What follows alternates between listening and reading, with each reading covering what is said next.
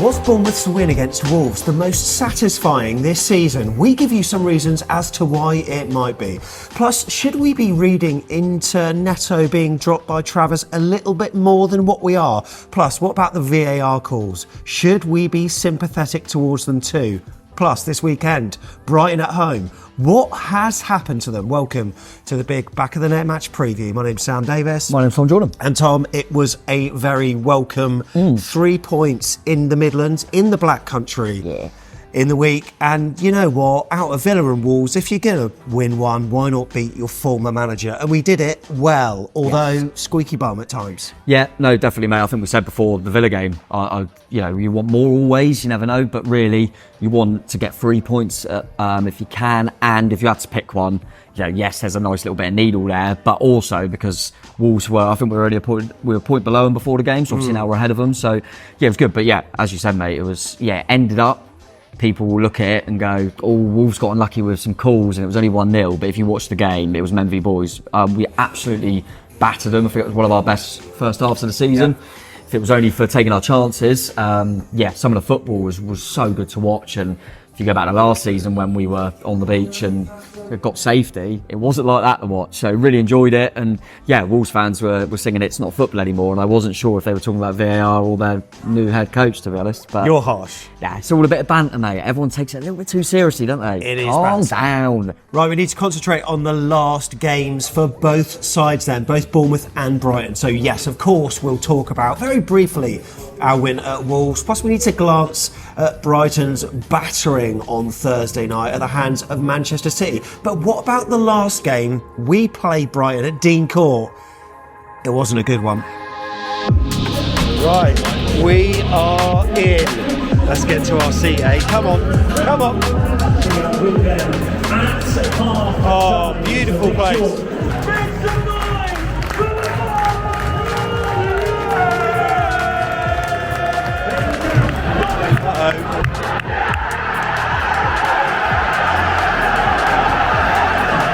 We have been dreadful. We started the game relatively well, but it's just been so quiet. Brighton have just walked the ball into the net. We were so deep, not picking up the second man. Where the centre midfield, there was a line of 7 at the back, and then the ball fell and literally walked the ball in. We're just not as good.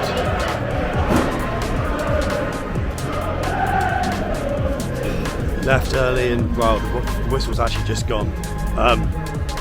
2-0. Words can't describe it.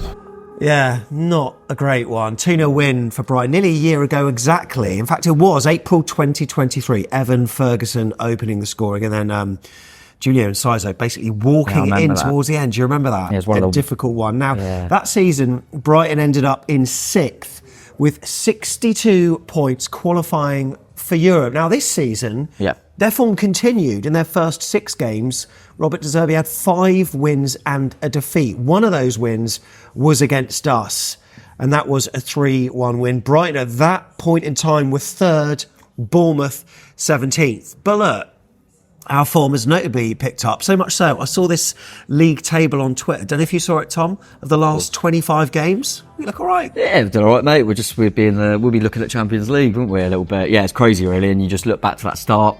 I mean, I suppose it's understandable, new manager and all that stuff. But it just shows that we turned a corner really quickly. But if we had picked up a few points in that time, where could we be? And there's been so many games where we've thrown away leads, and Brighton away was one of them, wasn't it? We scored quite early in that game and ended up losing. So, but if that's, us adapting to a new style, then what could happen next season? It's not too far ahead, but it's exciting. It's exciting, mate. And, I did feel like Brighton would drift a little bit because of Europe. I mean, that's hard. And they got through their group and they done all right. So, it was always going to take its toll a little bit. And it only takes a few injuries to some key players. And suddenly then they're playing some really young lads and difficult.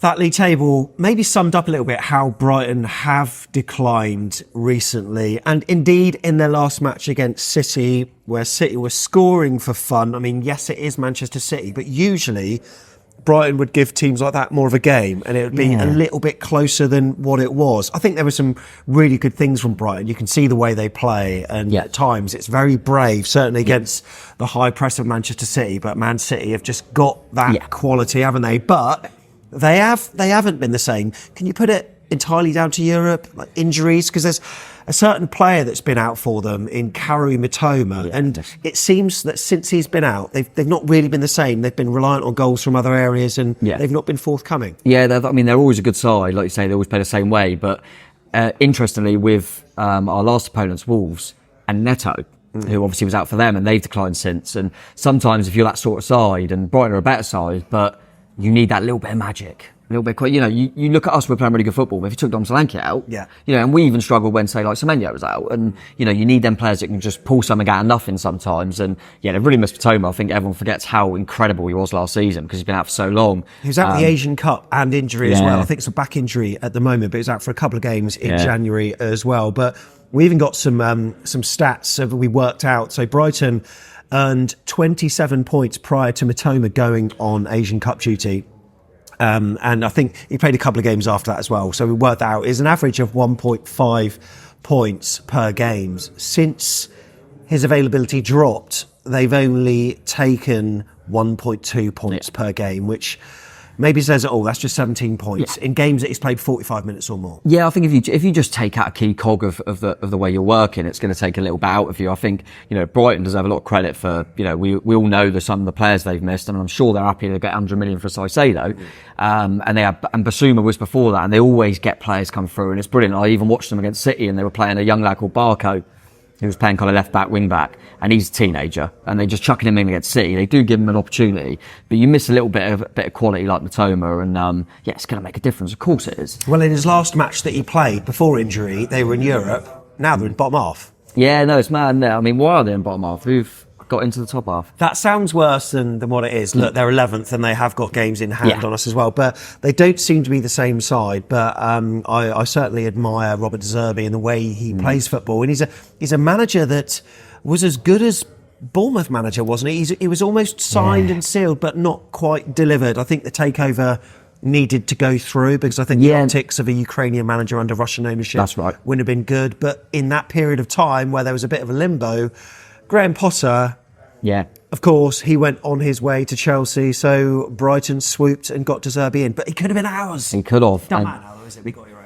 Yeah, no, exactly. We're happy, but De Zerbi is obviously a top coach, and we were linked with him quite heavily. And as you put it, mate, we had Russian ownership at the time, so I think it was difficult. And then it just happens, doesn't it, Brighton? I like the fact that we were looking at the same coach as Brighton. To be honest, a very well-run club.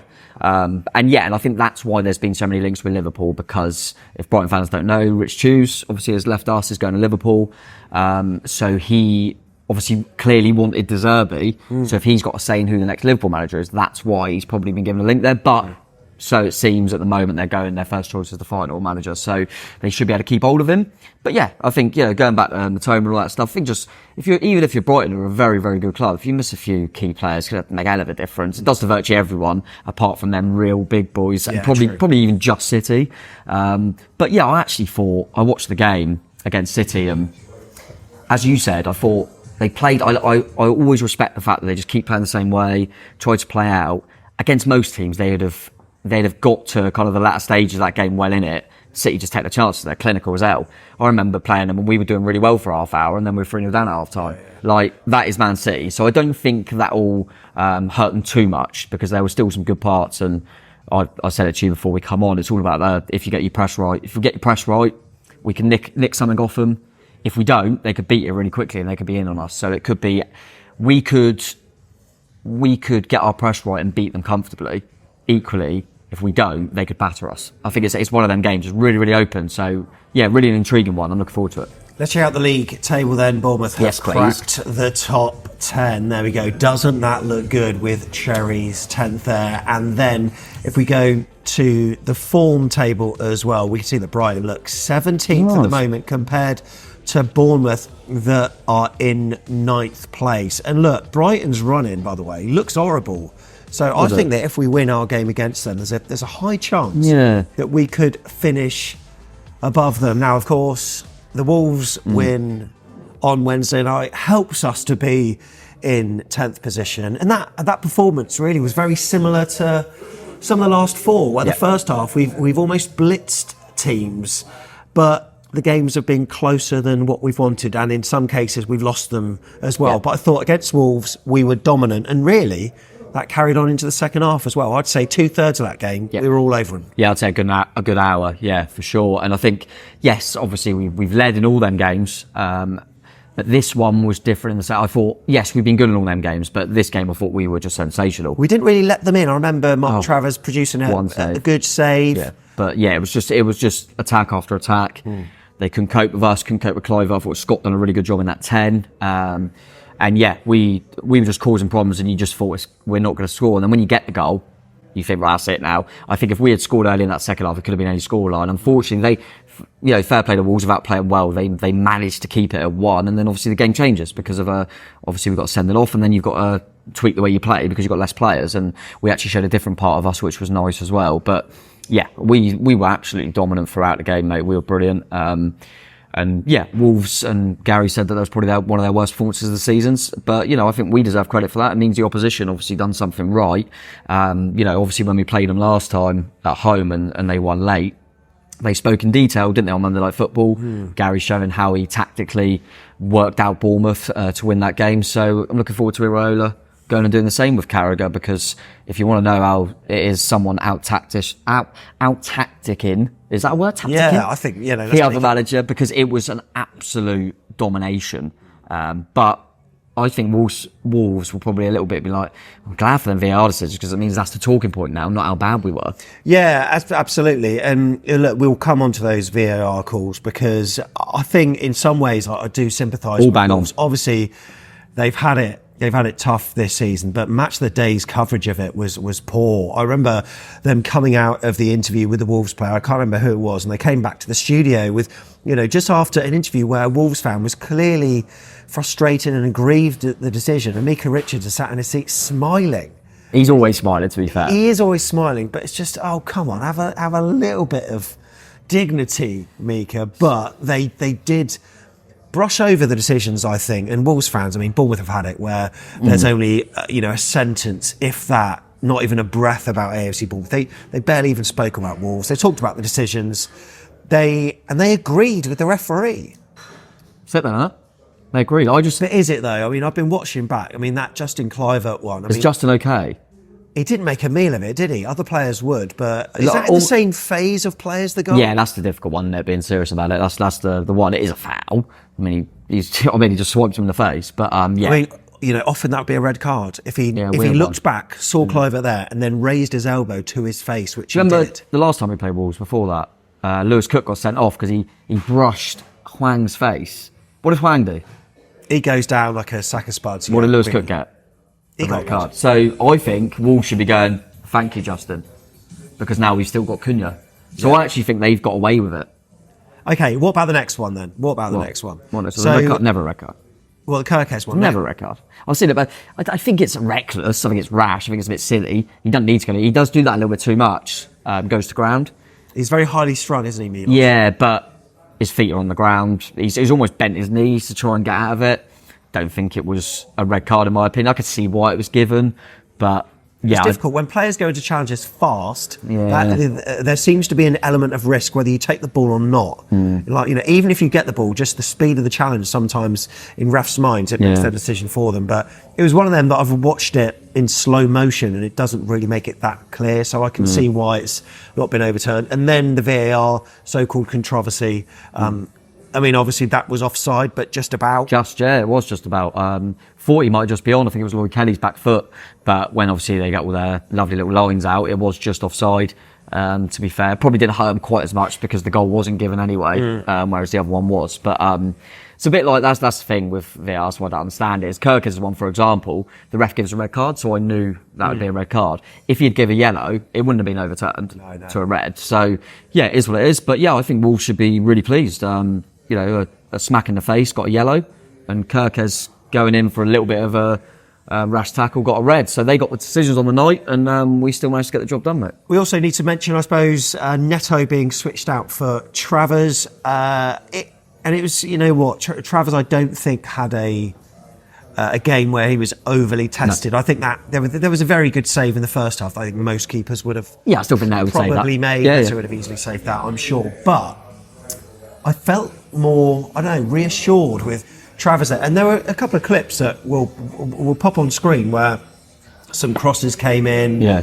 I think one of them's a corner, and he claims it really effortlessly. Yeah. And it felt almost like we had a superpower a little bit, because Neto, I'm not sure he'd do that. And it's also his positioning as well. He was stood on the edge of the 6-yard box, whereas we know that previously Neto's been on his line. Now, obviously, he wants to be equidistant between the goal line and the defence. And sometimes when our defence are bunched a bit further back, then that's where Neto maybe feels like he's tied to his line. But maybe it's a mental thing, because look, the players were, quite advanced, and Mark Travers was nicely positioned, and he, collected the ball really well. I thought he had a really good game. Fair play to him for taking his chance. But this isn't the pathway to him becoming our number one, though. I think. Yeah, I doubt it. I feel like it might be a case of putting him in the window a little bit, getting his value up, and also the fact that the Neto's been off form, it's easier to do that. But I agree, mate. I think most kind of neutral fans would be going, he's just caught a few balls. But from a board perspective, I think that proves that Neto's not been good enough, because we were like, oh my God, this is what a keeper does. Comes out and catch. Because he wouldn't have made an error. He wouldn't have necessarily come out and dropped the ball. He would have stayed on his line. And that's the issue. Travers just come out and caught a few. And that was really nice to see. But I personally, I don't think that Travers will stay. I think he'll probably go anyway. I hope that it will continue on the weekend. I mean, a lot of people will say, well, of course you will. We just kept a clean sheet. But I think I've heard that, I think Chris Temple said that Iraola was quite vocal in saying that he's been doing well in training, and I wanted to see him in the pressure of an away game. Yeah. And kind of how he deals with that. So him making the point of it being an away game worries me a little bit. Yeah.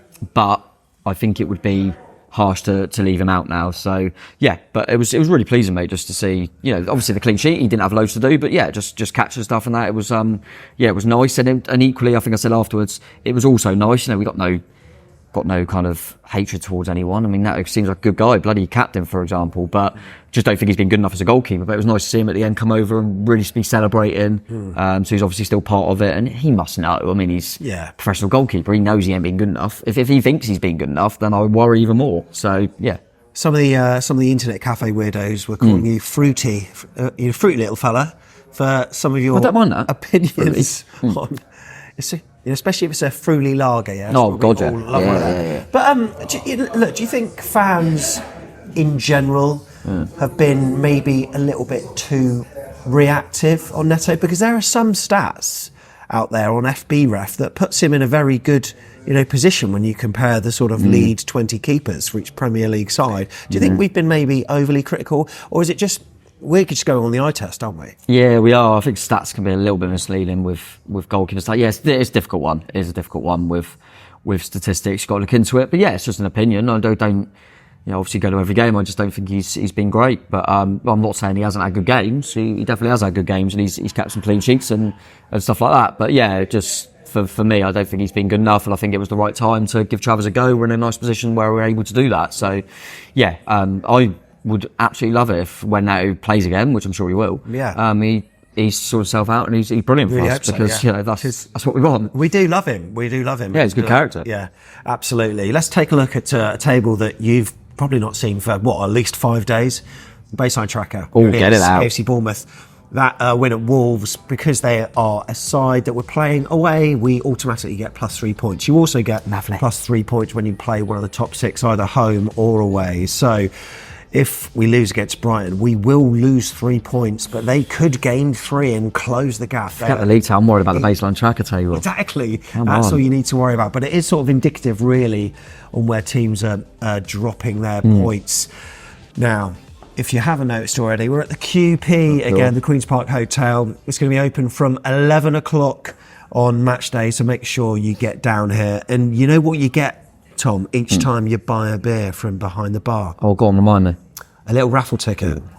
Now, you better keep hold of that. You get 1 per beer you buy. So if you're on a few pints, then you should have a few raffle tickets. But make sure you come back after the game's finished, because your raffle ticket will get drawn out of a little tombola thing, and There's a first prize of £100 and a second prize of £50 just for coming to the QP. Lovely. As well. You can get, they're doing a match day food here as well. No roasts this time round, but what we will be doing at the end of the show is a chance for you to win a roast dinner and drink for 4 people just by guessing the time of the first Bournemouth goal. The details of that are going to be later on in the show. Plus, we'll tease a bit of news about the end of season party happening here at the QP after our last home game. That's Brentford. Which is soon. Yeah. It's mad how quick the season goes. Live music, hopefully a barbecue, pre-jukebox. It's all going to be going on here. So make sure you come down to the QP on match day. It's open from 11 o'clock and it's the cheapest pint around.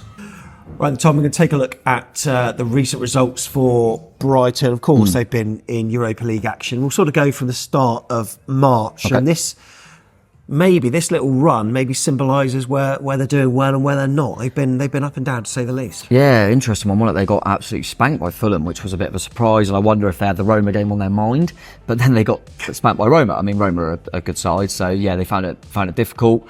They managed to bounce back against Forest, which was an important win. They kind of need that, and Forest, that would have hurt Forest as well, because they would have sensed they could get something against a team that have just come out of Europe. They did win the return leg against Roma, which I think was important, because when you're 4-0 down, you ain't going through. So it's important just to win that game. Yeah, I think. get a bit of momentum. Yeah, and unfortunately for them, they had to go to Anfield after that. They played all right that game. Lost 2-1. I thought they were all right. Brentford 0-0. I never expect Brighton to have 0-0s. It was a weird game, that one. Arsenal were just too good, which a lot of teams have seen this season. Burnley won. It kind of got to a point where I thought, actually, I fancy Burnley to get something at home. I think they're kind of playing with a little bit more freedom now. And yeah, Brighton just weren't quite clicking. City one, I always say, is hard to judge anyway. But the form's not been great. But every time I watch them, I don't think they're a bad side. I think they're a really good side. It's just not quite happening for them, and that Europe hangover a little bit. And they're probably in a sense now as well, where they kind of want the season to end and start again and go again. So yeah, it'll still be a really, really difficult game because they are bloody good on the eye. I still always enjoy it when they're on telly because they do try and play really nice football. If you're brand new here, we'd appreciate it if you did a couple of things for us. One of them's involving a thumb in it, Tom. What was it? Yeah, it's called a like button, looks like a little thumb. Just click a little that. tap on that. That's all you need to do. Simple, isn't it? And no one can see your likes, by the way. No one can see them. Just do it. Should we set a target? Oh, go on. We never do this. Yeah, go on.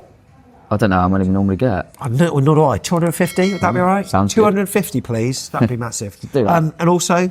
And then subscribe as well, of course. That's the big red button just above it. So yeah, get them in. And yeah, we really appreciate it. And let's hit that target 250. There's plenty of content on the way over the weekend. It's a Sunday fixture, but we'll have the fan cams as usual. Our last home game, we did not have fan cams because it was, or did we? Was that Man United? Was it?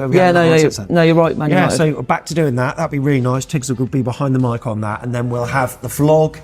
That will come out on the Monday, and then we'll have a second look later in the week. Plus, we need to do some catching up of some of our away day shows as well. We've got a lot to get out, actually. A couple that we still need to record. So if you are new around here, we would truly appreciate it if you just helped us out with that like and subscribe.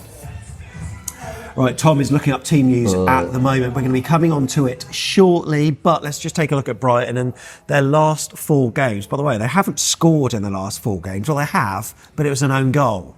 So these are the games that they've had, as you can see. Brentford away, Arsenal home, Burnley away, Man City at home. Difficult games. And obviously we know that Brighton like to keep possession, and this is seen, you can see with the clumps of players who play short passes. The games away at Brentford and Burnley are probably a bit more relevant to our game, with the positioning seemingly depending on the opposition a little bit. As a high line was played against Brentford, but a couple of defenders were left back against Burnley. It'd be interesting to see how this one goes. Now, this is a team that like to play out from the back against a team with a high press. So does this point to the inclusion of certain players like, for instance, your Justin Kluiverts, who are very good at doing that press? Yeah, no, definitely. And I think it's one of them. I remember in the return game at their place, we scored through that, didn't we? I think it was the goalkeeper. I think Christie pressed him well, and then Dom kind of almost half lobbed him.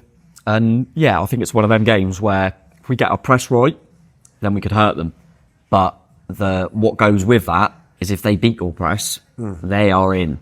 So yeah, going to be really, it's almost going to be like a game of chess on who's going to get it right. So yeah, I thought we'd done okay in the early parts at Brighton, obviously a long time ago now, but at the start of the season, but ultimately they had too much on that day. So yeah, it screams to be an entertaining game, because it's a really, as you say, a real aggressive press against a team that will relentlessly try and play out. So looking forward to it, mate, really am. So look, do you want the team news? It's not coming just yet, because we just thought we'd share the news that Bournemouth put out towards the end of the week. USA Tour, mate. Yeah, what's going on here? Tickets are on sales. We're playing Wrexham in one of the games. Tickets are $60, which I think, and then add your fees and stuff. It's basically 57 quid. Same as when Real Madrid come to our place. Yeah. You've also, so I mean, you know, that's the price to see Paul Mullin in action, I've got to say. But you know what? It's a marketing opportunity. Yeah. I think the stadium they're playing it in is like 17,500 seat stadium. So it's the same sort of size as Brentford. It went on pre-sale for a couple of hours and then it went on general. Be interested to see actually how many Bournemouth fans we can take for that. Will we go? Not sure. We'd like to. I don't think really any will travel. I think it'll be fans that are over in America. If you want to sponsor us, like Vitality, just get behind us. We'll happily send us there. It is. I obviously anticipated that. It's a marketing thing. Obviously, probably as soon as it come out, I thought probably play Wrexham. Yeah. Makes sense. Probably getting their documentary, won't we, at some point? Yeah, that'll be and good. They talk Michael about that. Jordan will be about. Yeah, so yeah, absolutely. I mean, the fact that we're talking about Wrexham v Bournemouth in the States. That was a League Two fixture. Not crazy. I reckon James Ayers should be allowed to go. Yeah, absolutely. 6-0. Love that. But it's kind of what a lot anticipated. So yeah, it'll be a good market employ, you say? Travelling out there on the 15th of July, I think they're going to be training in Los Angeles as well. And there's going to be a few games, I think. Yeah. Is it two? Is it two? 2 or 3. Two games that Bournemouth are playing, with one of them already confirmed as well. So yeah, good stuff. And if you're going, fair play for having the cash for that. Right, let's talk about team news, because we know that Milos Kerkez was initially suspended. Has that changed? Drumroll, please. I'm just going to give you a little bit more news, actually. Just before we get on the team news. All right. Unal move will become permanent. Oh, okay. We've decided to sign him by the looks of things. This is just coming through now. So it looks like we've decided to take up that option, which is cool. Does that point to a certain... yes, we all know he's going. Dom Solanke. Let's not talk about that. Will he play in the USA? Because he's been on the marketing material. The USA. So Enes Unal. Looks like he's going to be signing. How much for? Do we know? It was the whatever the option was. It was like 20 odd, wasn't it? Yeah. But yeah, the other news, unfortunately, to put it into bad news, is that the appeal for Milos Kerkez's red card has been dismissed. So he will still serve a 3-game suspension. Gutted for him. He'll only be available for the Chelsea game. Weird one. He's been linked with a move away. Potentially might have one more game for the football club. Yeah, wow. But yeah, a real shame. I thought we might have half a chance, but obviously not the case. Andoni said he was hopeful, but yeah, and elsewhere he's just said that he hasn't decided on the goalkeeper. He said it's not something that's really been affected by the week.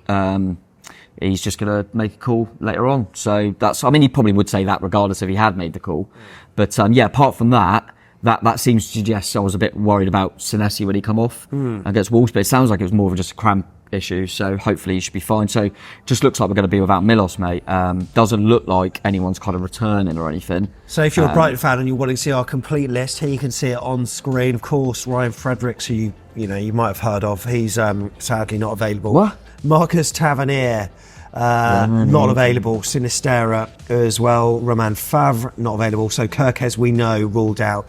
Tyler Adams has got a back injury, similar to Mitoma actually, not likely going to be available. Chris Mepham as well, with some kind of illness, a health issue. Hopefully shouldn't be too long. So it's pretty much as it was, minus Kerkez. In terms of Brighton... Yeah, I mean, they've still got a few long-term ones out, haven't they? Obviously, Evan Ferguson, Solly March, we spoke about Mitoma in there. I think Hinselwood, who's come in, is still out. Looks like Estepinian as well, still out, and he's been really good for them. Milner, Gilmore, so they have got what we were saying about Lamptey, so they have got a few out, mate. They're lucky they have got a good squad, to be fair, and they bring through youngsters who you never heard of, and they're suddenly brilliant. So yeah, they've got a good side, but they have got some injuries, which I think, as we mentioned earlier, mate, has affected their form somewhat as well. Do you want to know the ref? Nope. Unless it's Robinson. Should we just end the show now then? It's Paul Tierney. Do you know what that means? Tell me. This will be his third game in charge, all at Dean Court. In the league, he was in charge of our game against Wolves, where he showed Lewis Cook that red card. He also took charge of our FA Cup game versus Leicester City as well. During the game, he showed 9 yellow cards. Those 2 games are his highest for yellow cards this season so far. So, third time lucky maybe, with Paul Tierney being the man in the middle. We can't wait for that. Right, we've had some team news. How will that affect Tom's teams? Let's do it. Right then, Tom, 4-2-3-1 for Bournemouth. Interested in how you're going with this? Yeah, obviously, difficult one. I wasn't sure what to do, really. You're still undecided by the looks of it. Now, does this depend on how well Senesi is? Yes. And how recovered he is? I think the fact that he hasn't been mentioned, I'm going to put him in now. Okay. I was debating moving Kelly inside because Senesi Does that mean come I'll off. have to change my graphics that I prepared before this preview? Yeah, I just thought that then when you put it up. Okay. Sorry about that. Travers has got a starting goal for me, so we'll stick with that. Smithy will continue at right back, I'm sure.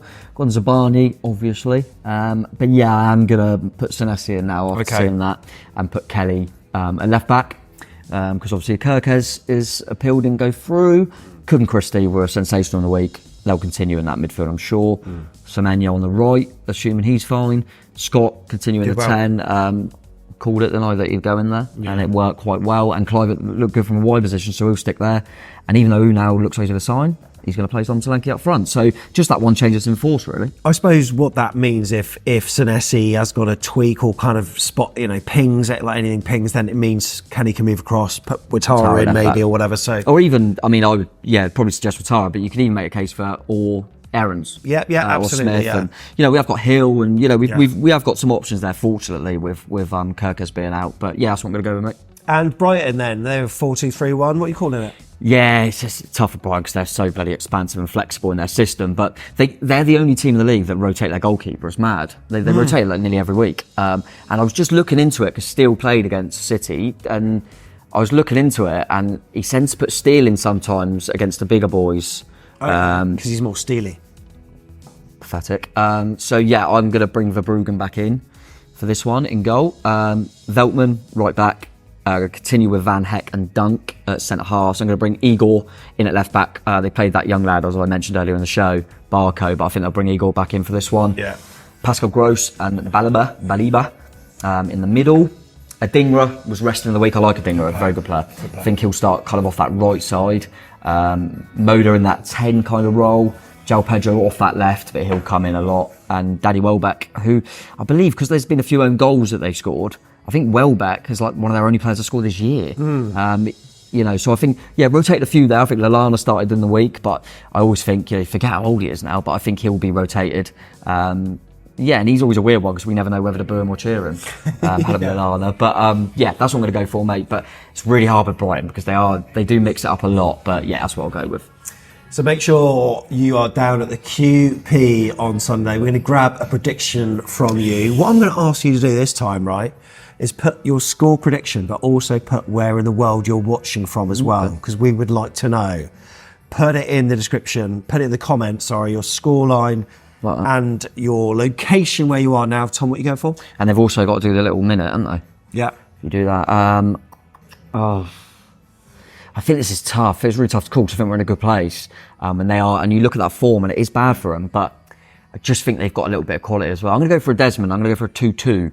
I think it'll be a tougher game than people realise. Brighton are still a good team, but I think we'll be able to score. So I'll go for a 2-2 draw.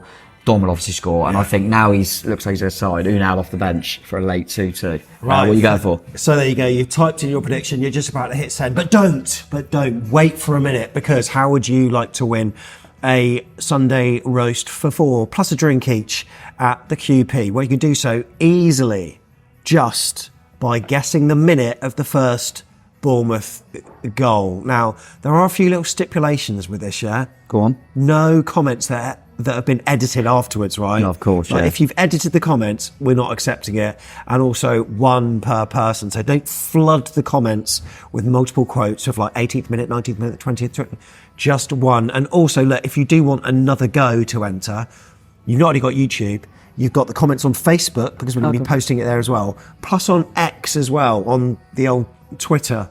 X, is that what it's called? X. Yeah, I don't even know anymore. Crap. Yeah. We'll do it on there as well. So it gives you 3 chances, okay? And then if there are a couple of winners or more than a few that say the correct time, what we'll do is we'll draw it out of a hat to declare the overall winner. So we can always do, what was I think it was the Man United game where there happened to be 2 winners. Yeah, they had to share it. Yeah, and they decided that they were happy to just do 2 and 2. Tracy so, Carey, fair play to yeah, them. so you can always, that can always be an option if there's 2, but yeah, we'll cross that bridge when we come to it. But I think in the reverse one, I'm going to quickly look, because I felt we scored really early. Let me have a look. Oh, it was 25 minutes. I mean, we scored first, but yeah, 25 minutes. Yeah, but we feel like we're always going to get an early goal. But yeah, go on, your prediction, mate. I'm going to go. I know you're going to go. I think we're going to win it. I think we're going to win it. I think we're going to go 2-1, and look, I'm going to go for 16th minute. That's the goal. That's the goal time as well. So is that exactly the same as Man U? 16th minute, wasn't it? I don't know. Yeah, maybe. The last home game, so we're going to score the exact same minute as our last home game. That's very unlikely. Well, that's what I'm going for. All right, so, you're wrong. Suck it up. I'm going to go for 3. What? 3 minutes. All right. I was about to say 3-1. No, Dom Saggy scored 3 minutes. They'll nick one kind of 38 as I'm walking down to have a beer, and then they'll score on about 73, and we'll think, we should have got something out of that. Unal, 84. There you go. 2-2. Looking forward to reading your predictions. Look, thank you for watching us. We truly appreciate your time. If you want to come on to fan cams, new faces are always welcome outside the Cherry Orchard, that entrance there. And the vlog, of course, will be out after that as well. So yeah, thanks for watching. Up the chairs. Come on, you ready? Come on. Unal, baby. Yeah, that's good, that.